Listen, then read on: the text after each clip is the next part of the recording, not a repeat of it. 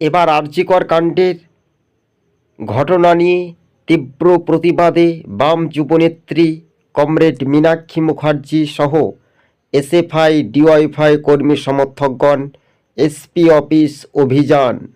আপনারা দেখতে পাচ্ছেন মীনাক্ষী মুখার্জিকে লাল ঝান্ডার দাপট একেবারে স্পষ্ট।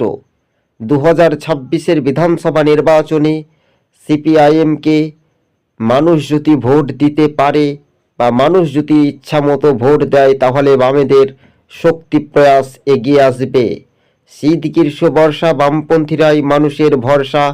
শাসক দলের দুর্নীতির বিরুদ্ধে দোষীদের অবিলম্বে গ্রেপ্তার করতে হবে, একেবারে স্পষ্টভাবে তীব্র হুঁশিয়ারি দিয়ে বাম যুবনেত্রীরা সরাসরি শাসক দল ছেড়ে লালের ওপর ভরসা রাখছে গোপনে, এমনটাই সূত্র মারফত খবর সম্ভাব্য জানানো যাচ্ছে।